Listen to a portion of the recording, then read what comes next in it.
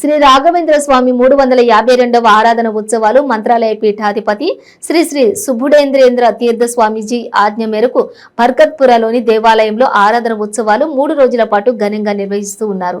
ప్రతి సంవత్సరం శ్రావణ మాసంలో ఈ ఆరాధన మహోత్సవాలు జరుపుతున్నాం. నేటికి స్వామీజీ బృందావన ప్రవేశం చేసి 352 సంవత్సరాలైంది. మొదటి అవతారం హిరణ్య కాశీపుని కుమారుడు ప్రహ్లాదునిగా అవతరించి అశేషమైన పుణ్యరాశిని గడించి దానిని పంచడానికి మంత్రాలయంలో బృందావన ప్రవేశం చేశాడు. భక్తుల కోరికలను అనుగ్రహిస్తూ దేశ విదేశాలలో రాఘవేంద్ర స్వామి మఠాలు స్థాపించి ఇలాంటి కార్యక్రమాలు నిర్వహిస్తున్నారు. బృందావనం అయిన రోజు చాలా విశేషమైన రోజు. పంచామృతాలతో అభిషేకాలు నిర్వహించడం జరుగుతుంది. ఈ మఠం 1981లో శ్రీ శ్రీ సురేంద్ర తీర్థ ప్రసాదుల స్వామి వారు స్థాపించారు.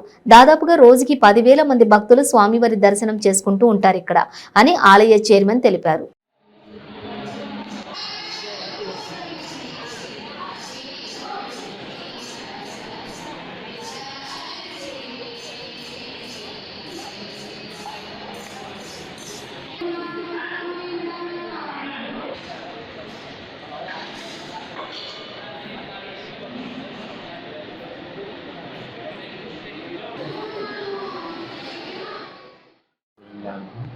నా పేరు కె రాఘవేంద్రరావు, బర్కత్పుర శాఖ మేనేజర్గా పనిచేస్తున్నాను.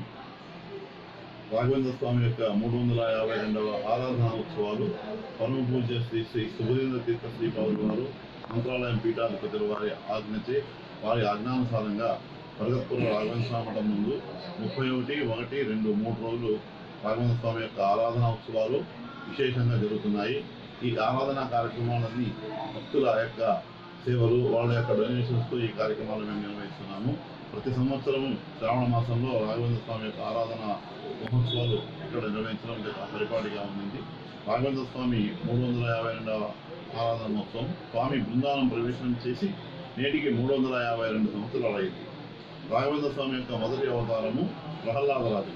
ప్రథము ప్రహ్లాదరాజ, ద్వితీయో వ్యాసరాజ, తృతీయో రాఘవేంద్ర. మొదటి అవతారము హిరణ్యకశిపుని కుమారునిగా ప్రహ్లాదునిగా అవతరించి అశేషమైన పుణ్యరాశిని గడించి దాన్ని పంచడానికే రాఘవేంద్ర స్వాములు గారు బృందావన ప్రవేశం మంత్రాలయంలో చేశారు. నేటికి 352 సంవత్సరాలు అయింది. ఇప్పటికీ భక్తుల యొక్క కోరికలు అనుగ్రహిస్తూ భక్తుల పాలిట కొంగు బంగారమై విరాజిల్లుతూ దేశ విదేశాలందు రాఘవేంద్ర స్వామి యొక్క మఠాలు స్థాపించి పరమ పూజ శ్రీ సురేంద్ర తీర్థ శ్రీపాదుల వారి ఘన అధ్యక్షతన ఈ కార్యక్రమాలన్నీ మేము నిర్వహిస్తున్నాము. ఈరోజు మధ్యారాధన అంటే రాఘవేంద్ర స్వామి బృందావన ప్రవేశం చేసిన రోజు చాలా విశేషమైన రోజు. ఈరోజు ఉదయం స్వామికి అన్ని పంచామృతాభిషేకాలు మరియు అన్ని కార్యక్రమాలు పూజలు జరిగాయి. మధ్యాహ్నం తీర్థ ప్రసాదాలు అన్న ప్రసాద వితరణ ఉంటుంది. సుమారు 10,000 మంది భోజనం చేస్తారు. కుల మత జాతి విశిష్టం లేకుండా అందరికీ శ్రీవారి యొక్క ప్రసాదం కోసం పంచుతున్నాము. అలాగే రేపు ఉత్తరారాధన ప్రయుక్తంగా రాఘవేంద్ర స్వామి యొక్క విశేషమైన రథోత్సవం ప్రహ్లాదరాజు యొక్క ఉత్సవమూర్తిని రథంలో స్థాపించి ఈ మన బర్కత్పుర మఠం చుట్టూ ప్రాకారంగా చుట్టూ ఊరేగింపు జరుగుతుంది. ఈ ఊరేగింపు కార్యక్రమం విశేషంగా అందరూ పాల్గొంటున్నారు. భక్తులందరూ వచ్చి కార్యక్రమంలో పాల్గొనాలి. ఈ మఠము 1981 సంవత్సరంలో శ్రీ సురేంద్ర తీర్థ శ్రీపాదుల వారు అప్పటి పీఠాధిపతులు ఈ మఠాన్ని స్థాపించి విశేషంగా ఇక్కడ అందరికీ భక్తులకు సౌకర్యం సూచించి భక్తులకు విశేషంగా అనుగ్రహిస్తూ రాఘవేంద్ర స్వామి బృందావనంలో విధాలు చెప్తున్నాడు.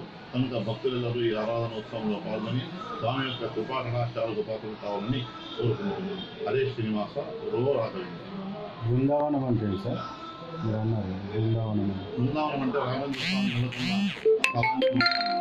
ఇప్పుడు మన స్వామి యొక్క దర్శనం మేము చేసుకుంటాం కదా, స్వామి బృందావనంలోనే ఉన్నారు. ఆ బృందావనం అంటే కృష్ణునికి ఉపయోగించిన బృందావనాన్ని ఆయన ఎంచుకుని ఆ బృందావనం ప్రవేశం చేశారు. రాఘవేంద్ర స్వామి మఠంలో మీరు ఎక్కడికి వెళ్ళినా రాఘవేంద్ర స్వామి బృందావనాలే ఉంటాయి. ఆయన యొక్క రూపం ఉండదు. ఆయన బృందావనంలో నిలుచుని ఉన్నారు. సజీవంగా సశరీరంగా బృందావనం ప్రవేశం చేశారు ఆయన 352 సంవత్సరాల క్రితం. 120 సంవత్సరాలు తర్వాత అప్పటి గవర్నర్ థామస్ మన్రో వచ్చి స్వామి యొక్క దర్శనం చేసుకుని ఆంగ్లంలో మాట్లాడి ఆయన దగ్గర అక్షంతలు కూడా తీసుకున్నారు మంత్రాలయంలో. ఇది రాఘవేంద్ర స్వామి. ఈ రాఘవేంద్ర స్వామికి మంత్రాలయంలో సిద్ధి మసూద్ ఖాన్ అనే నవాబు స్థలాన్ని ఇచ్చి స్వామి యొక్క ఆశీర్వాదం తీసుకున్నారు. అది విశేషం. ఇప్పుడు ఈ 352 ఆరాధన కార్యక్రమాలు మొత్తం మన హైదరాబాద్లోనైనా మొత్తం దేశమంతా ప్రపంచమంతా ప్రపంచమంతా ఉంది.